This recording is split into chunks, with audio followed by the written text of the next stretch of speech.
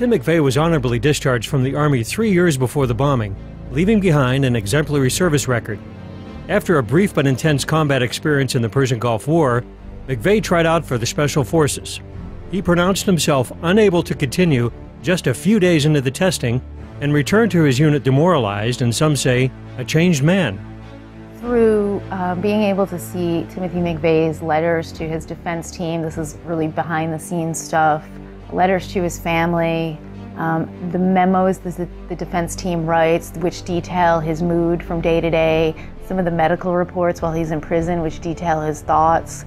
On the one hand, you have the McVeigh who's mad at the government. On the other hand, you have the McVeigh who works for the government. The defense team themselves could never obtain his full military records, and that even though they were ordered by a judge. Where does he turn up? He turns up in Buffalo, New York. And while he's up there, he creates what's known as a legend. Now, a legend is when you go undercover or you get sheep dipped. Sheep dipped means you change your identity, you change who you work for, and become a new person. He changes his personality up there, and all of a sudden he's ranting and raving about the Turner Diaries and overthrowing the government and all this other nonsense to where they're going. This guy's a wacko. He works up there 6 months and disappears. Where do we find him again? Going into militia meetings and doing the same thing, making sure he's noticed. If you look at Lee Harvey Oswald and Tim McVeigh and other patsies, they're very similar. They're in the military, they've got security clearances.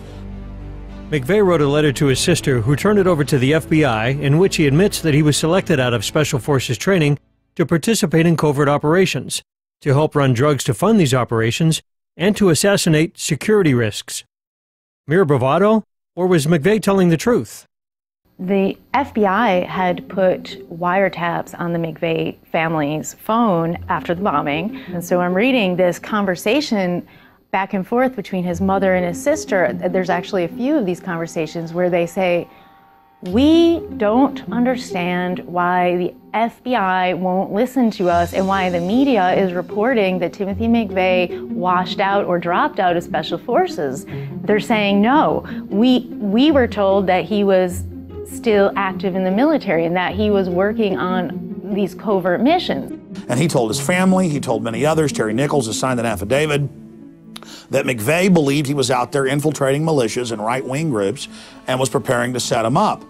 And then, of course, he later learned that he was the guy that got set up.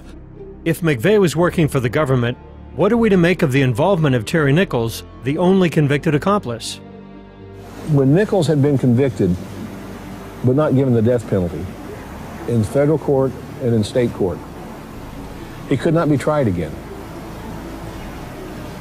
He wrote to then Attorney General Ashcroft and said, "Come and see me. Come and see me and I'll tell you all about it."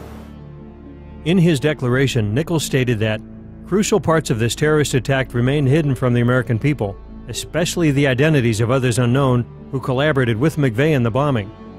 McVeigh told Nichols that he had been recruited to perform undercover missions while in the U.S. Army. Always the good soldier, McVeigh revealed only one name in his chain of command, Larry Potts, Assistant Director of the FBI and the lead agent on the Ruby Ridge catastrophe in 1992, in which a U.S. Marshal and 14-year-old Sam Weaver and his mother Vicki Weaver were killed. Larry Potts later played an active role in the siege at Waco. McVeigh was angry at Potts for going off script and changing targets at the last minute. Another telling clue is on Tim McVeigh's death certificate.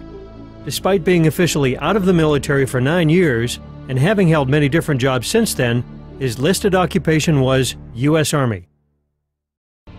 So why did Tim McVeigh take the fall for his accomplices? Perhaps the intervention of a known psychological warfare expert explains his silence till the end. The record clearly shows that Dr. Jolyon West consulted Timothy McVeigh's defense team. Dr. West had previously been psychiatrist and consulted for Patty Hearst, Saran, and Jack Ruby.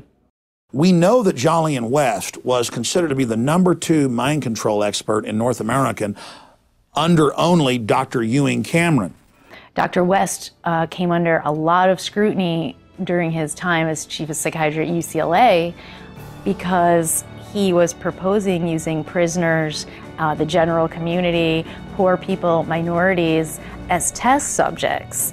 And then West's career continues to flourish through the 80s, and he continues his research into hypnosis, branches out into terrorism and cults, even consulting and later writing about the Waco massacre. Dr. John Smith, that's even his real name, was the protege of Dr. Jolyon West, Mr. Mind Control, and he was McVeigh's doctor in prison. Today it's reported that he is one of the head psychiatrists, one of the head doctors at Guantanamo Bay. The fact that you've got the protege of one of the fathers of modern mind control now being the head of psychiatry at Guantanamo Bay, which is an admitted mind control laboratory, that's even mainstream news. I mean, you couldn't make this up in a spy novel. Truth is always stranger than fiction, and it's all hidden in plain view.